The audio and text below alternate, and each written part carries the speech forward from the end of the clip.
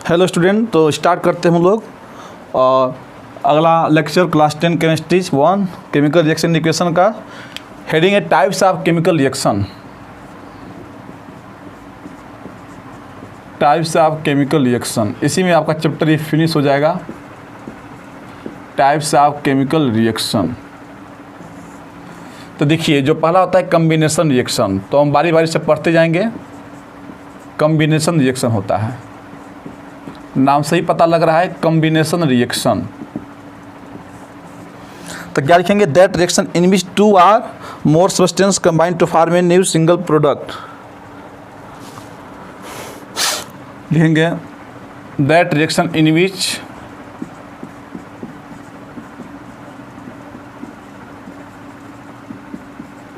To are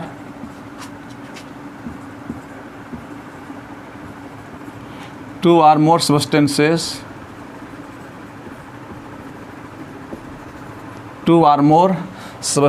combine to form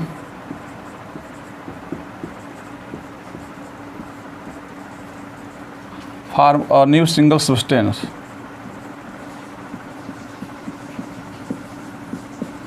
New single substance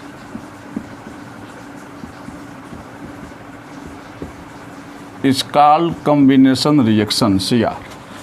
combination reaction नाम से clear है, जिसमें दो या दो से अधिक सब्सटेंस कंबाइन कर। जैसे मान लीजिए सिंपल सा एग्जांपल छोटे क्लास का C+O2, carbon plus oxygen. Carbon क्या होता है? सॉलिड। ऑक्सीजन क्या है? गैस। ये रिएक्शन करेगा तो क्या बनेगा? CO2 बनेगा, कार्बन डाइऑक्साइड गैस बनेगा। और हाँ, अब आपको क्लियर है कि यहाँ पर अच्छे से लिख भी सकते हो कि एनर्जी बाहर निकलेगी, क्योंकि पिछला लेक्चर हम बता दिए थे आपको। ठीक है, देखिए ऑक्सीजन गैस रिएक्शन कराओगे तो एनर्जी यहाँ पर आप दिखा सकते हो। बहुत लोग जल्दबाजी में दिखाते नहीं है, तो ऐसा नहीं कि वो गलत कोई कर देगा, लेकिन आपको पता ना चाहिए कि यहाँ एनर्जी बाहर निकलती है, क्योंकि ऑक्सीजन से रिएक्शन कराओगे तो बर्न करेगा तो एनर्जी बाहर निकलेगी। तो देखिए यहाँ पर दो सब्सटेंस कंबाइन होकर सिंगल सब्सटेंस बन रहा है कि नहीं, तो ये कॉम्बिनेशन रिएक्शन है। बहुत आसान है। वैसे ही आप ले लीजिए H2 गैस होता है प्लस O2 गैस, तो इसको भी रिएक्शन कराओगे तो क्या बनेगा? H2 बनता है, जानते हैं लिक्विड बनता है। तो यहाँ पर भी स्टूडेंट आप रिएक्शन करा लिए तो देखिए क्या बन गया आपका? कॉम्बिनेशन रिएक्शन हो गया। रिएक्शन को बैलेंस कर सकते हैं, कोई दिक्कत नहीं। यहाँ पर देखिए H2, यहाँ पर 2 हाइड्रोजन है, यहाँ पर ऑक्सीजन 2 है, यहाँ पर ऑक्सीजन इसको 2 से मल्टीप्लाई किए, तो 2 से मल्टीप्लाई करोगे तो 2 2 4 हाइड्रोजन, तो इसको 2 से मल्टीप्लाई कर दो, रिएक्शन बैलेंस कर सकते हैं। तो ये स्टूडेंट आपका जो है इसको हम लोग कर सकते हैं कॉम्बिनेशन रिएक्शन का। अब देखते हैं स्टूडेंट इसमें 2SO2 प्लस O2। देखिए सल्फर डाइऑक्साइड प्लस ऑक्सीजन का रिएक्शन कराइए, तो सल्फर डाइऑक्साइड और ऑक्सीजन का रिएक्शन कराएंगे तो यहाँ बनता है सल्फर ट्राइऑक्साइड गैस। तो देखिए यहाँ पर बैलेंस करना है, तो स्टूडेंट कैसे बैलेंस करेंगे बताइए? स्टूडेंट इसको बताए थे कि कैसे बैलेंस किया जाएगा।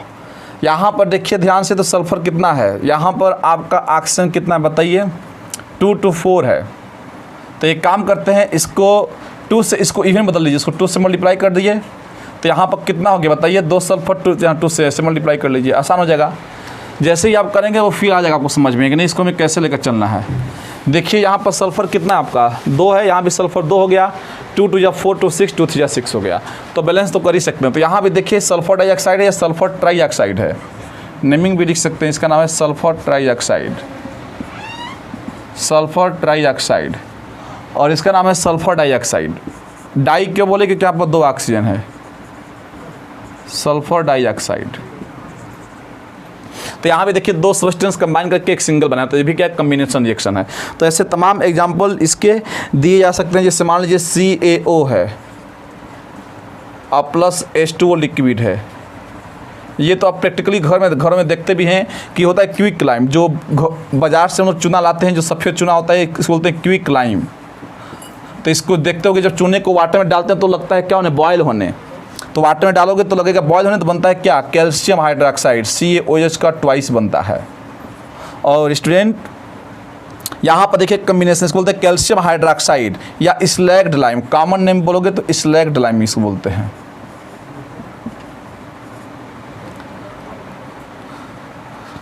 तो आप देख सकते हैं कि यहाँ पर ये रिएक्शन हो रहा है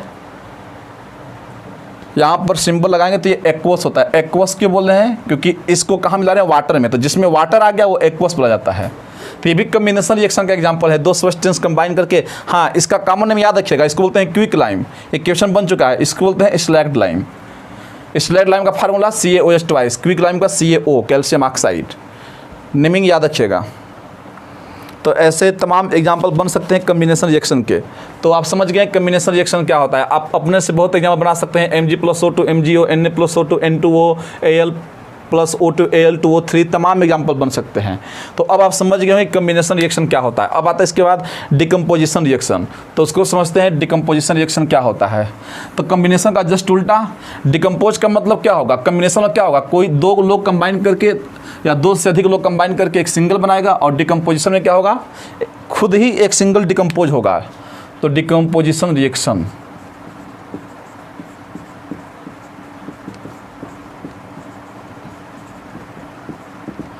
तो स्टूडेंट क्या लिखेंगे? That substance in A that reaction in which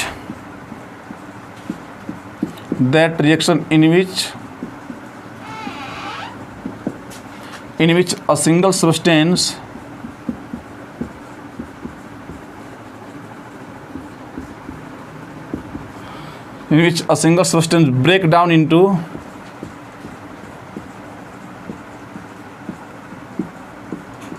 two or more product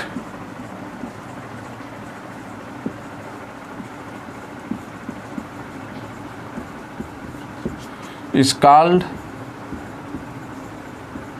decomposition reaction.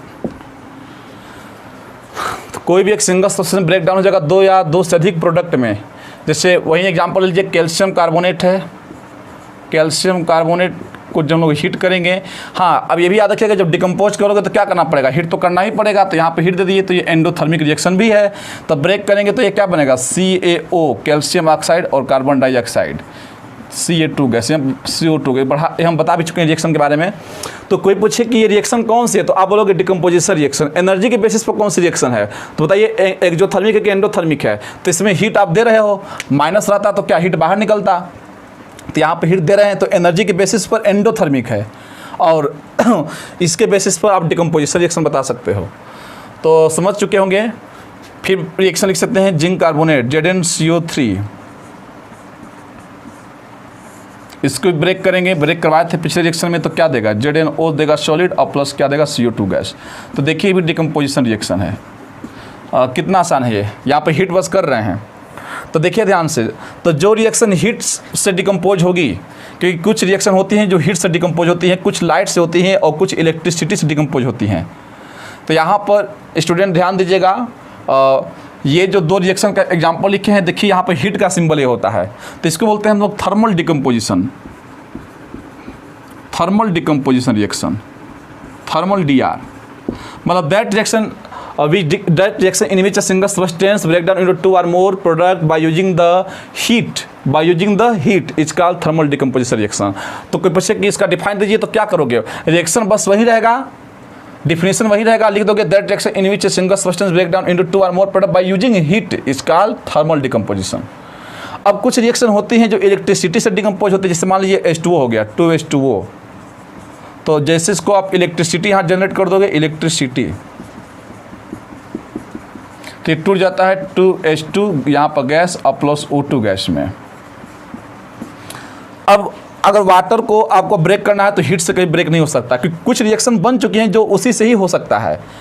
अब जैसे 2NaCl है, तो 2NaCl को इलेक्ट्रिसिटी से जब ब्रेक करोगे,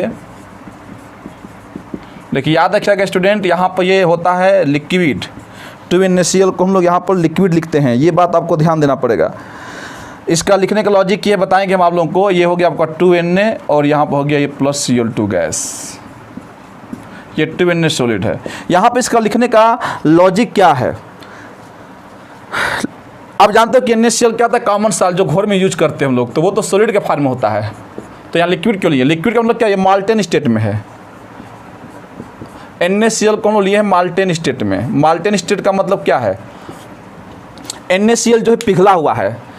अगर सॉलिड NaCl में इलेक्ट्रिसिटी पास करोगे तो सॉलिड NaCl के जो पार्टिकल्स होंगे बहुत पास होंगे। अब जानते हैं कि सॉलिड के पार्टिकल्स बहुत पास होते हैं। तब जब इसके पार्टिकल्स बहुत पास पास होंगे तो इनके बीच का जो फोर्स ऑफ अट्रैक्शन होगा बहुत ही स्ट्रांग होगा, तो आप इलेक्ट्रिसिटी पास कराकर भी इसको ब्रेक नहीं कर सकते। तो पहले क्या करेंगे, पहले NaCl को लिक्विड में लाएंगे, पहले NaCl का टेम्परेचर बढ़ाकर इसको पिघलाएंगे। अगर ये पिघल गया, माल्टेन मतलब क्या, वो पिघला हुआ, मतलब इसको लिक्विड में, वो लिक्विड के फॉर्म में चेंज होने वाला है, हो रहा है अब। तो इसका मतलब क्या हुआ कि अब इसके पार्टिकल्स जब इसको माल्टेन में लाओगे तो माल्टेन में कुछ पार्टिकल्स इसके दूर दूर हो जाएंगे, और जब इसके पार्टिकल्स कुछ दूर दूर हो जाएंगे स्टूडेंट, तो अब इलेक्ट्रिसिटी पास करा के इसको बताइए अब ब्रेक डाउन इजीली कर सकते हैं कि नहीं। लेकिन इस केस में अगर इस रिएक्शन में अगर लिख दें यहाँ पर 2NaCl, बुक में देखिएगा यहाँ पर L रहता है, अगर यहाँ पर सॉलिड लिख के और इलेक्ट्रिसिटी से एक लिख दोगे तो ये गलत है रिएक्शन, 2NaCl + Cl2 गैस, तो ये गलत हो जाएगा, क्योंकि फिजिकल स्टेट बहुत ही जरूरी होता है। अब बच्चे रट लेते हैं, रिएक्शन करा देंगे, नीचे देखेंगे नहीं क्या लिखा गया फिजिकल स्टेट। अगर यहाँ S लिखा जाएगा तो कभी हो ही नहीं सकता। क्यों नहीं हो सकता, क्योंकि सोडियम क्लोराइड क्या सॉलिड है, और सॉलिड में जो पार्टिकल्स होते हैं बहुत क्लोजली पैक होते हैं, इनके बीच फोर्स ऑफ प्रोटेक्शन बहुत ज़्यादा होता है। अगर इलेक्ट्रिसिटी पास करा कर ब्रेक करोगे फिर भी ये ब्रेक नहीं हो पाता है।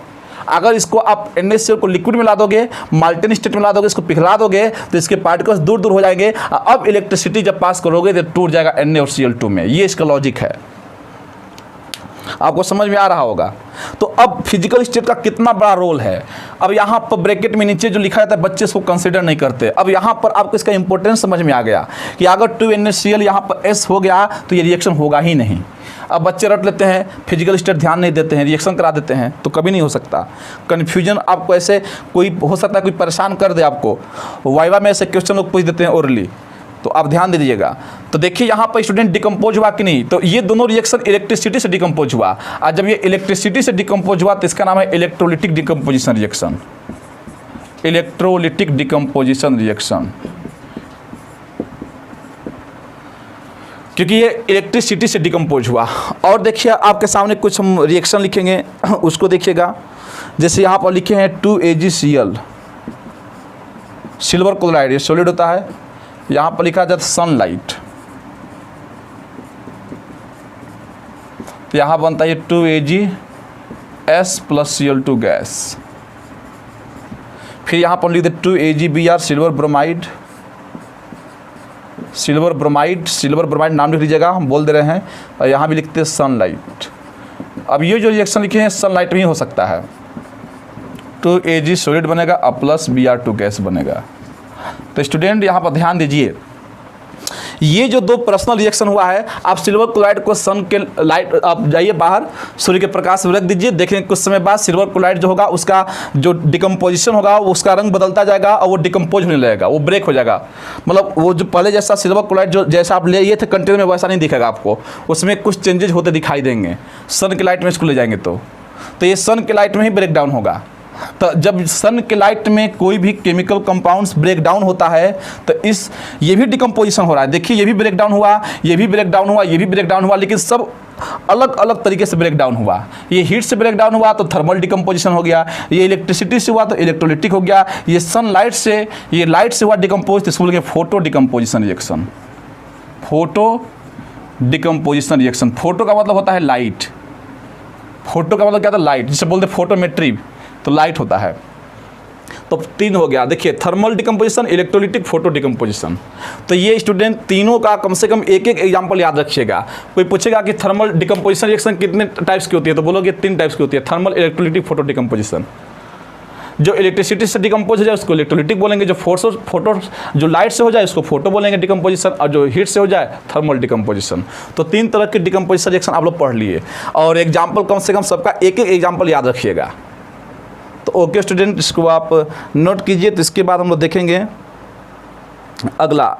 देखिए यहाँ पर थोड़ा सा यहाँ पर मेंशन किया गया, इसका कलर वाइट होता है, AgCl का कलर भी आप याद करते चलिए। जब इसको हम लोग लेकर जाते हैं तो इसका कलर ये सिल्वर होता है, तो ये वाइट कलर होता है। इसके बाद देखेंगे तो बाद में गायब हो जाएगा, तो इसका कलर वाइट होता है। AgBr का जो कलर होता है स्टूडेंट ये येलो होता है। अब बाद में रखेंगे तो येलो जो कलर हो जाएगा डिसअपीयर हो जाएगा, गायब हो जाएगा। सन के लाइट में रखेंगे तो वाइट गायब हो जाएगा। तो इसका कलर आप याद रख सकते हैं, AgCl का कलर वाइट होता है और AgBr का कलर येलो होता है। तो कलर याद करने का हम अलग से आपको ट्रिक बता सकते हैं, अलग से हम इसका वीडियो बना देंगे, लेकिन पहले समझिए कि क्या डिकम्पोजिशन रिएक्शन होता है।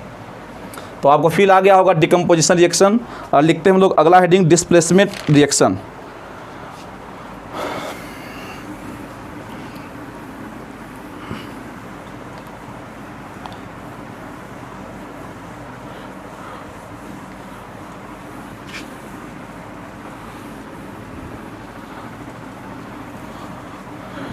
Displacement reaction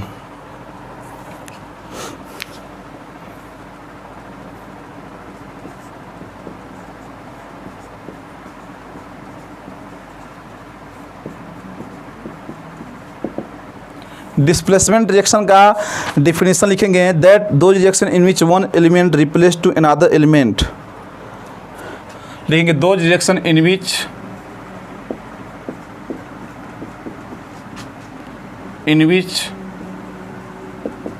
one element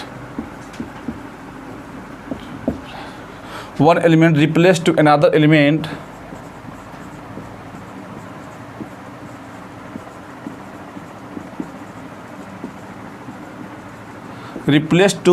another element in a compound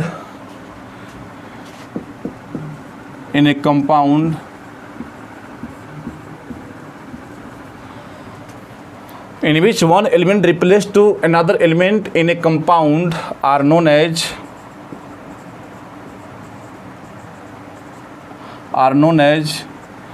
displacement reaction।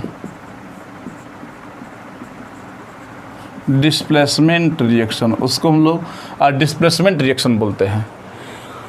जैसे ऐसे समझिए, हम बोले कि ZnO+C है यहाँ पर,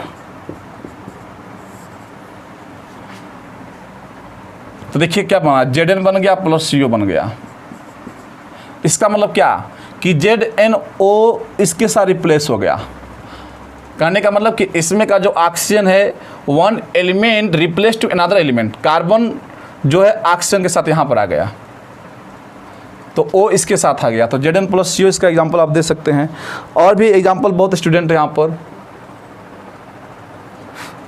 अभी इस एग्जांपल हम कौन लेंगे, उसमें लेंगे रेडॉक्स रिएक्शन में लेंगे। ये भी दे सकते थे, ऐसे लिखिए, जैसे मान लीजिए लिखिए Zn+CuSO4, वो भी एग्जांपल दे सकते थे, कोई दिक्कत नहीं था।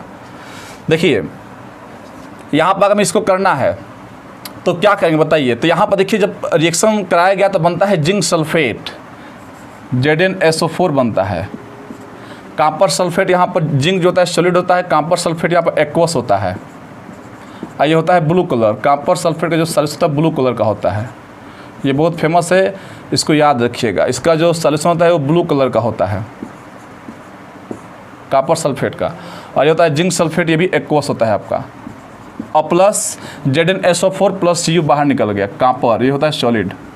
तो देखिए ध्यान से, इसमें जो कॉपर सल्फेट की जो सल्फेट है वो जिंक के साथ रिप्लेस हो गया और कॉपर वहाँ चला गया।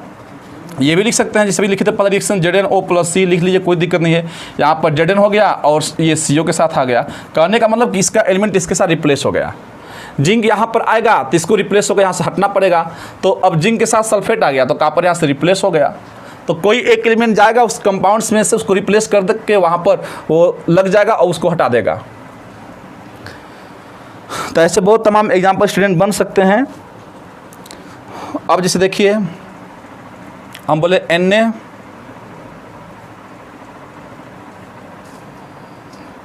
और भी जैसे देखिए रिएक्शन। अच्छा अब देखिए हम आपसे एक क्वेश्चन कर रहे हैं, Cu + ZnSO4।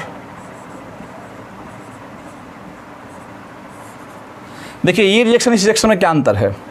यहाँ पर SO4 लिए थे किसके साथ, कॉपर के साथ। अब यहाँ पर ऐसे लिए, कॉपर क्या हो गया आपका सॉलिड हो गया और ये हो गया एक्वस।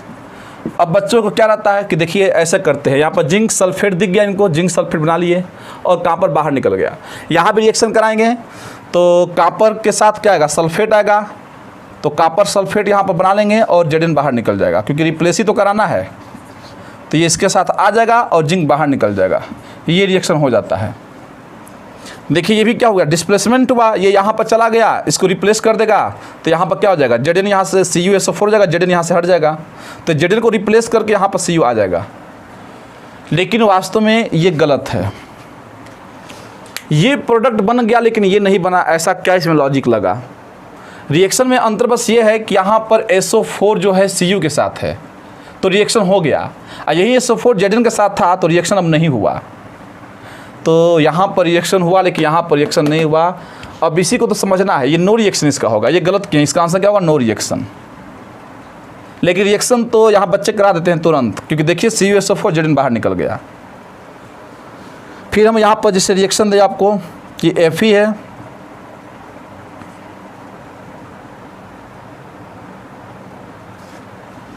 Zn प्लस FeSO4 है, Zn प्लस FeSO4 है, क्या रिएक्शन होगा? तो यहाँ पर देखिए रिप्लेस करा दोगे ZnSO4 होगा और प्लस Fe बनेगा। लेकिन यही इसी को वैसे कर दें Fe प्लस, अब SO4 को ZnSO4 ले लें तो यहाँ पर क्या रिएक्शन होगा? तो यहाँ भी देखिए FeSO4 बच्चे बना देते हैं और प्लस Zn बाहर निकल जाएगा, Zn बाहर निकल जाएगा, जो कि गलत है, जबकि ये सही है। तो आखिर इसमें क्या लॉजिक है कि यहाँ पर आप रिप्लेस तुरंत कर दे रहे हैं लेकिन यहाँ पर रिप्लेस नहीं हो पा रहा है, यहाँ होगा नो रिएक्शन इसका आंसर। तो आखिर इसमें लॉजिक क्या है? तो डिस्प्लेसमेंट रिएक्शन वास्तव में स्टूडेंट थोड़ा सा इसमें कंसेप्ट ज़्यादा लगाना पड़ेगा। तो इसके लिए एक हम नोट लिखवाएंगे, एक एक्टिविटी सीरीज ऑफ मेटल्स पढ़ेंगे, तब जाकर ये समझ पाओगे कि कैसे हमें डिस्प्लेसमेंट रिएक्शन कराना है। तो वास्तव में ये इतना आसान नहीं है जितना आप समझ रहे हो कि तुरंत डिस्प्लेस करा दोगे बन जाएगा प्रोडक्ट, ऐसा कुछ नहीं है। पर इसका हम लोग समझेंगे बेसिक क्या है, किस कंडीशन में डिस्प्लेसमेंट होगा और किस कंडीशन में नहीं होगा, किस कंडीशन में एलिमेंट को आप रिप्लेसमेंट करा लोगे और किस कंडीशन में नहीं होगा। यहाँ पर लिखे हैं ना क्रॉस, ये गलत है, मतलब ये होगा ही नहीं रिएक्शन, तो क्यों नहीं हुआ इसी को समझना है। तो इसको समझने के लिए एक हेडिंग पढ़ेंगे और इसके बाद ये इतना आसान हो जाएगा कि कहोगे कि नहीं बहुत इसमें आनंद आ रहा है। तो बस उसको समझ लेते हैं, वो हेडिंग है एक्टिविटी सीरीज ऑफ मेटल्स। तब आपको जितना एग्जाम्पल दिए हैं एकदम डाउट आपको होगा ही नहीं, एकदम मिट जाएगा। तो हेडिंग का नाम है activity series of metals, reactivity series of metals, या एक्टिविटी भी लिख सकते हैं, रिएक्टिविटी सीरीज ऑफ मेटल्स। एक मेटल्स की सीरीज है, हमें उसको याद करनी पड़ेगी। देखिए ये पहले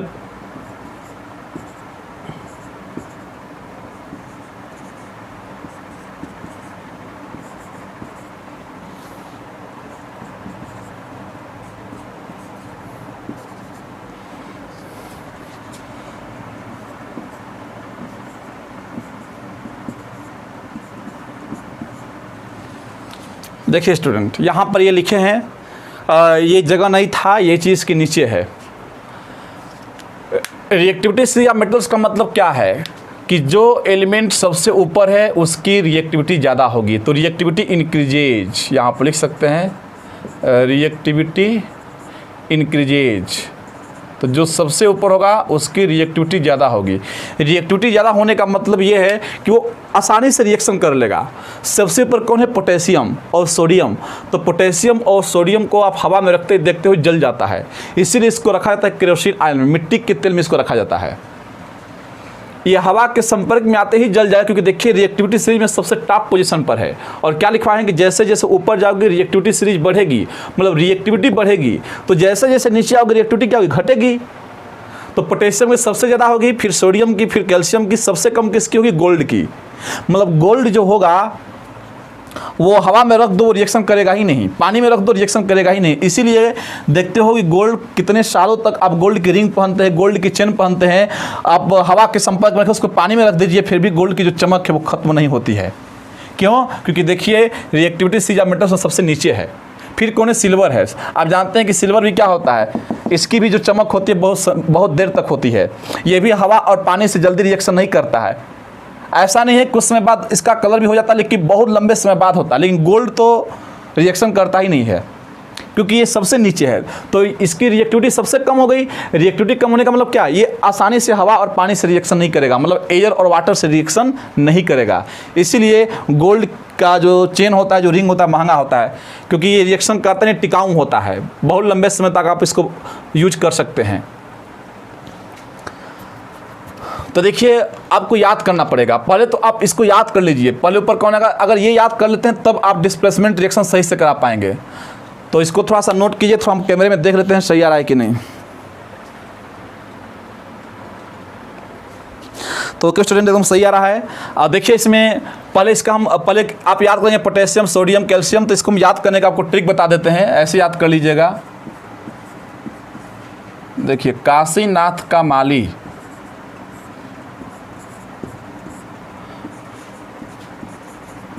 काशीनाथ का माली आलू जरा फीके पकाता है। इसको आप ऐसे ट्रिक्स याद कर लेना।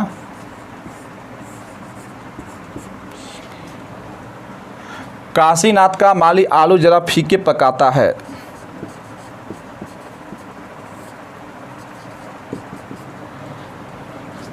यहां पर लीजिएगा कौन है, कौन है आगे आओ। यहां पर देखिए इसको हम लोग ऐसे समझते थोड़ा सा, ये ट्रिक बना सकते हैं।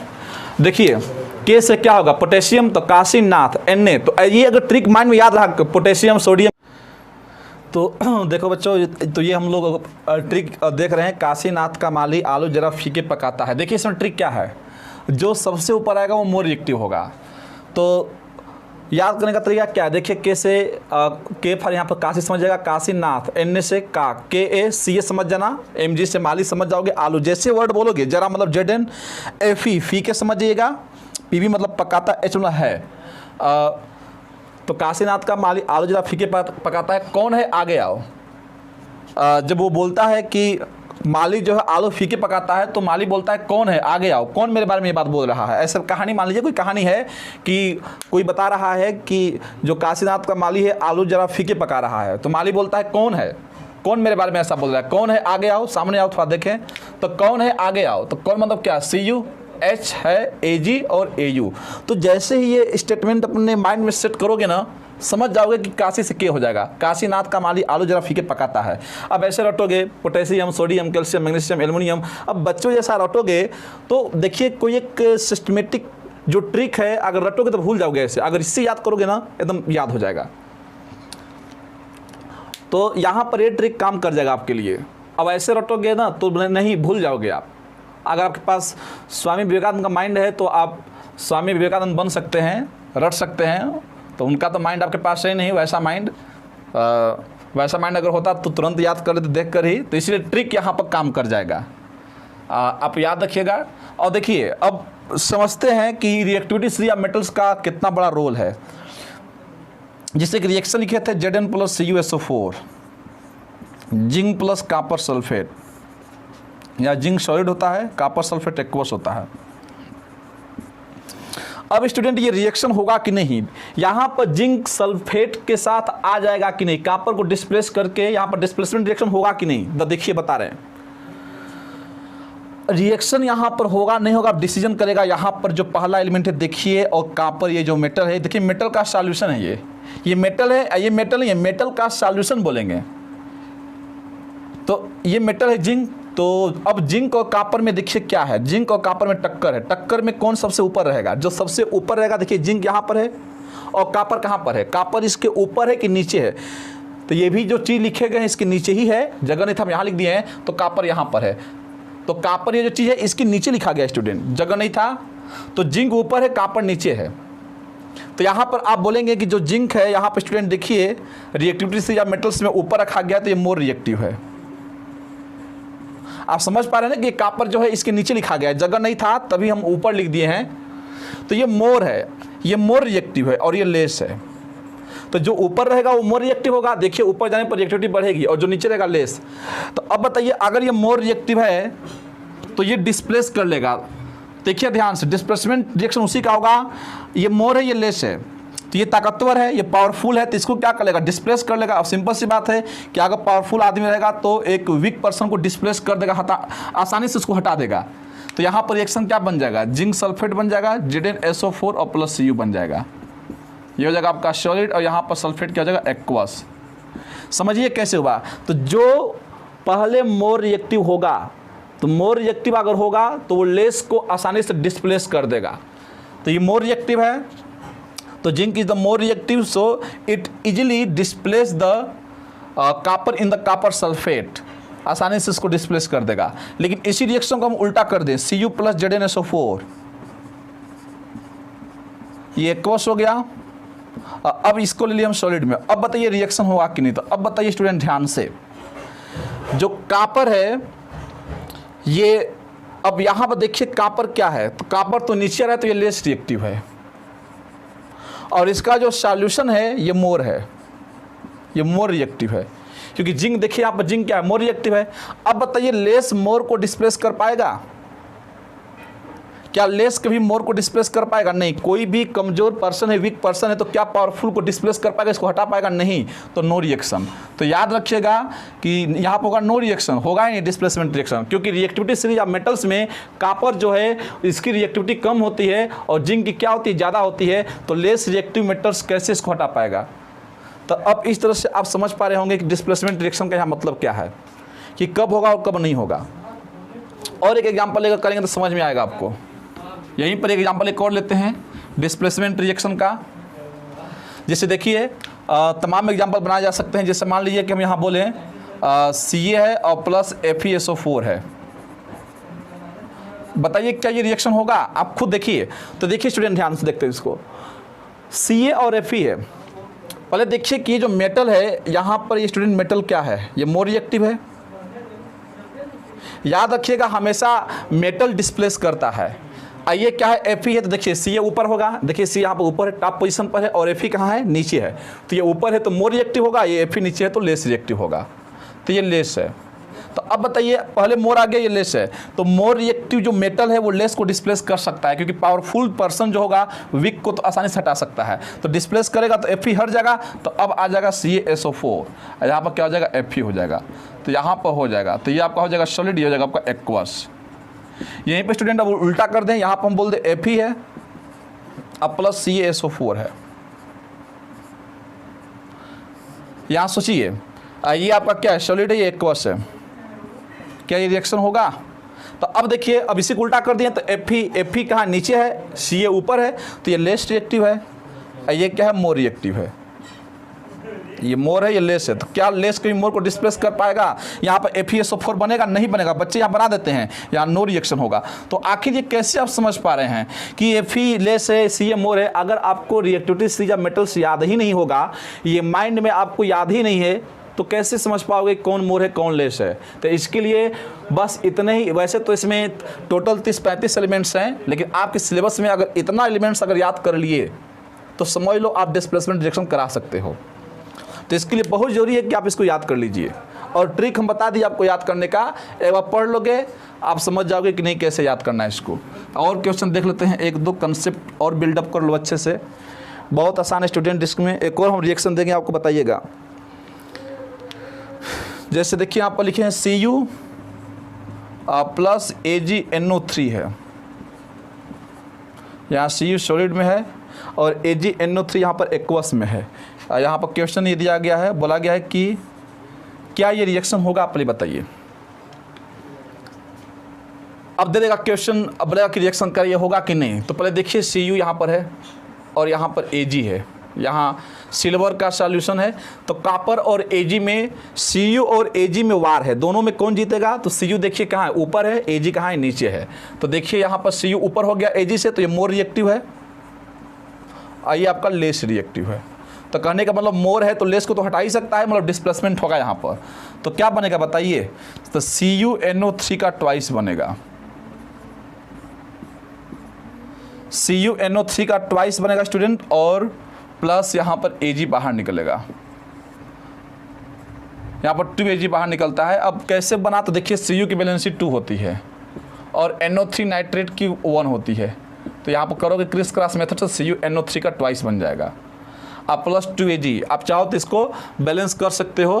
बैलेंस करने के लिए यहाँ पर आप 2 से मल्टीप्लाई कर दीजिए, बैलेंस हो जाएगा। देखिए यहाँ पर 2Ag, यहाँ भी 2Ag हो जाएगा। NO3 का ट्वाइस यहाँ भी है, यहाँ भी 2NO3 से मल्टीप्लाई किया ही गया है। तो देखिए 2 नाइट्रोजन 2 3 6, यहाँ भी 2 नाइट्रोजन 2 3 6, एक कॉपर, यहाँ भी एक कॉपर है, बैलेंस है। तो यहाँ पर पहले बताइए कि डिस्प्लेसमेंट रिएक्शन होगा कि नहीं होगा, क्योंकि ये मोर है तो ये लेस है। अब इसी को उल्टा कर देते, Ag को यहाँ कर देते और इसको यहाँ कर देते CuNO3 को, तो डिस्प्लेसमेंट रिएक्शन नहीं होता। तो अब आप समझ पा रहे होंगे स्टूडेंट कि डिस्प्लेसमेंट रिएक्शन कब होगा और कब नहीं होगा। सारी बात का 100 बात की एक ही बात है कि इसको आप याद कर लीजिए, क्योंकि आपको पता ही नहीं है कि Cu और Ag में कौन टॉप पोजीशन पर है, तो कैसे समझेंगे कौन मोर है कौन लेस है। तो कुछ हम आपको क्वेश्चन दे देंगे और आप बताइएगा, कमेंट सेक्शन में कमेंट कीजिएगा। इसके बाद 2 रिएक्शन और है, उसको हम लोग पढ़ लेंगे अगले लेक्चर में। तो या इसी समय देख लेते हैं, इसमें भी डबल डिस्प्लेसमेंट एक और 1-2 क्वेश्चन हम आपको दे देंगे। देखिए डबल डिस्प्लेसमेंट रिएक्शन देख लेते हैं क्या है। अब इसमें बहुत आसान है, double displacement reaction. Double displacement reaction, इसमें आपको ज़्यादा नहीं सोचना है, इसमें आपको रिएक्टिविटी स्थितिज याद नहीं करना है। 2 reaction in which 2 compounds exchange there ions, यहाँ पर लिख सकते हैं टू फॉर्म 2 न्यू कंपाउंड्स। तो स्टूडेंट इसको लिखिए, 2 reaction in which 2 compounds exchange, 2 reaction in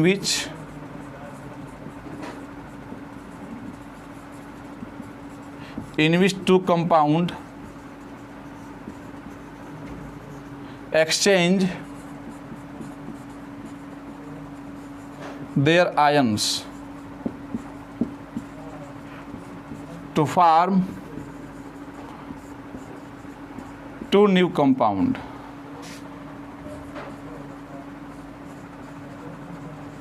is called double displacement reaction। अब इसमें स्टूडेंट क्या है कि जैसे मान लीजिए आपका AgNO3 है, AgNO3 है, यहाँ पर NaCl है।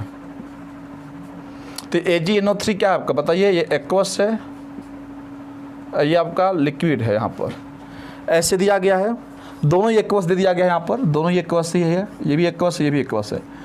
अब बच्चे यहाँ भी दिमाग लगाएंगे, अब यहाँ भी लेस मोर करेंगे। यहाँ पर लेस और मोर नहीं करना है, क्यों? अब बोलोगे Ag है, यहाँ पर Na है, तो Ag देखिए नीचे है, Na ऊपर है, नहीं यहाँ पर लेस रिएक्टिव मोर रिएक्टिव का कॉन्सेप्ट लगाना है किस पर? डिस्प्लेसमेंट रिएक्शन पर। जैसे ऐसे क्वेश्चन रहता कि यहाँ पर Ag रहता है, यहाँ पर NaCl केवल रहता। लेकिन ध्यान से देखिए, एक और एलिमेंट रहता है और एक और कंपाउंड रहता है। यहाँ पर दोनों और कंपाउंड ही हैं, दोनों और सॉल्यूशन ही है। तो इस केस में डबल डिस्प्लेसमेंट रिएक्शन केस में कभी भी आप ये सीरीज नहीं यूज करोगे, ये सिंगल डिस्प्लेसमेंट में जो हम पढ़ाए थे आपको। तो अब देखिए इसमें क्या होगा, इसको ब्रेक कीजिए। तो Ag पे होता है प्लस, NO3 पे होता है माइनस। अब जानते हैं कि सिल्वर मेटल तो प्लस होता है, यहाँ पर Na पर क्या होता है प्लस और Cl पर क्या होता है माइनस। तो देखिए स्टूडेंट, एक्सचेंज आयन, तो प्लस के साथ कौन आएगा? माइनस। अपोजिट आयन एक दूसरे को क्या करता है? अट्रैक्ट। तो क्या बन गया? AgCl बन गया। कितना आसान है, देखिए प्लस, ये NO3 पर माइनस है, ये Na पर प्लस है, तो अपोजिट चार्ज एक दूसरे को क्या कर लेगा? अट्रैक्ट। तो क्या बन जाएगा? NaNO3 बन जाएगा। तो देख लीजिए यहाँ पर आयन एक्सचेंज हुआ कि नहीं? इसका आयन इसके साथ आ गया, इसका आयन इसके साथ आ गया। तो there exchange ions to form 2 new compounds. कितने कंपाउंड्स बन गए? 2 न्यू कंपाउंड्स बन गए।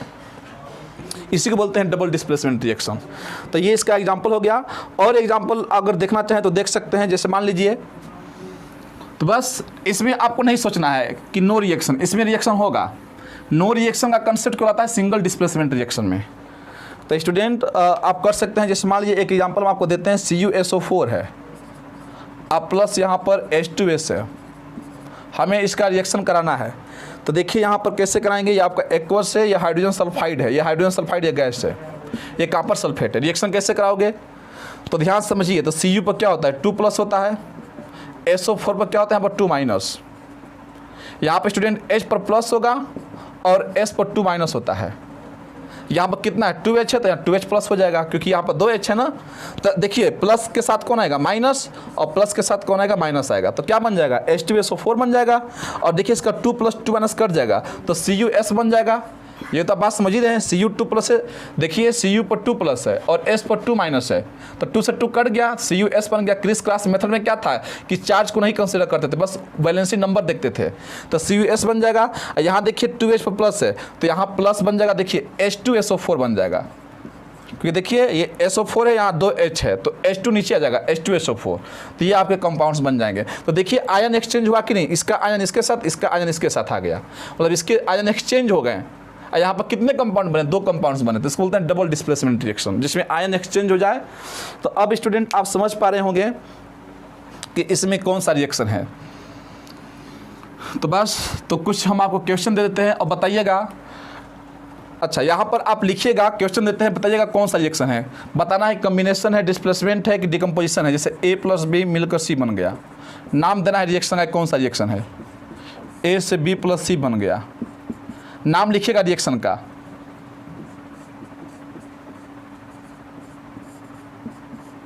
AC प्लस B बन गया।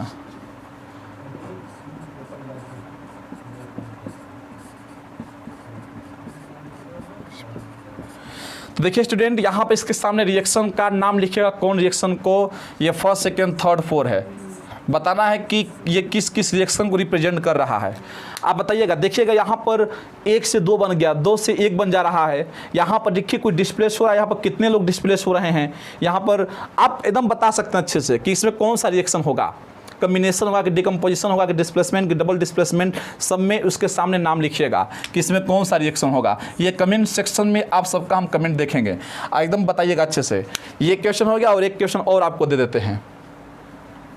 आपको बताना है कि रिएक्शन होगा कि नहीं होगा।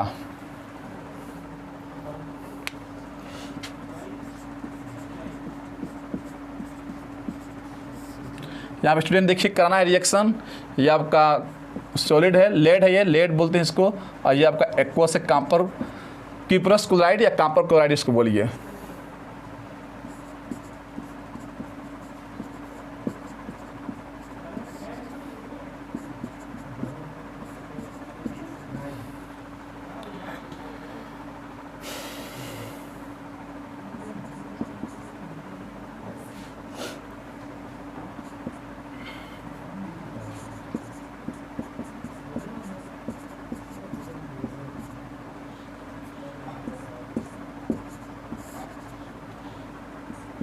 तो ओके स्टूडेंट, आप लोग इसको कमेंट सेक्शन में ज़रूर कमेंट कीजिएगा कि इसमें रिएक्शन होगा, किसमें नो रिएक्शन होगा, किसमें होगा, तो आप ज़रूर कीजिएगा। तो कुछ बच्चे कमेंट कर रहे हैं, हमें बहुत खुशी हो रही है कि बच्चे पढ़ रहे हैं। Okay student, all the very best.